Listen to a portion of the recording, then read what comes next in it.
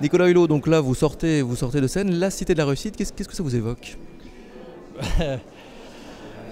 Enfin, ce qui m'évoque, ce qui est intéressant cette année dans la Cité de la Réussite, c'est le thème que vous avez choisi, le partage. Parce que jusqu'à présent, cette notion de partage, elle porte en soi une ambiguïté. D'abord, partager, c'est pas forcément être équitable. Je peux prendre votre feuille de papier, j'enlève le petit bout, je la partage en deux.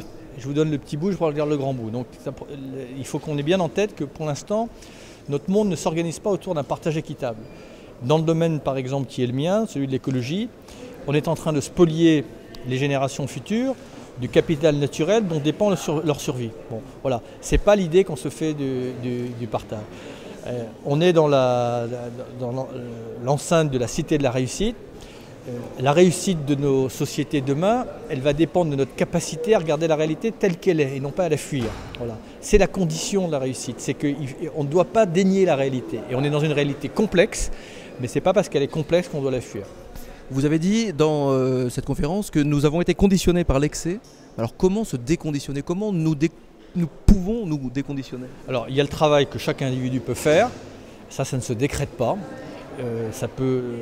Je fais partie des gens qui essaient, et en ayant mes incohérences que je revendique, mais j'essaie de me déconditionner parce qu'on a été conditionné à une société de consommation, etc.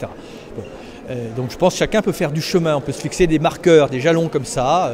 On peut plutôt être dans un comportement réflexe de consommation, on peut être dans un comportement réfléchi.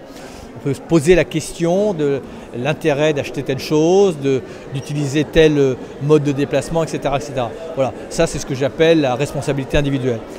Après le déconditionnement, il se fera par l'action politique.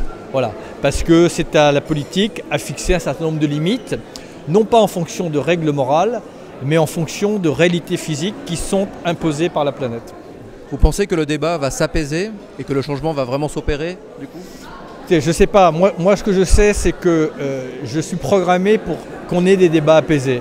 C'est très facile de céder aux formules, aux incantations, etc. On est dans vraiment un moment très délicat, très compliqué et on n'en sortira pas si encore une fois on n'a pas un débat documenté et apaisé. Ouais. Toute dernière question, parce que là ça commence à être un peu le brouhaha général. En 2012, que partage-t-on le plus? Qu'est-ce qu'on partage en plus en... Malheureusement, ce qu'on partage en plus en 2012, c'est une certaine angoisse de l'avenir. Merci Nicolas Hulot.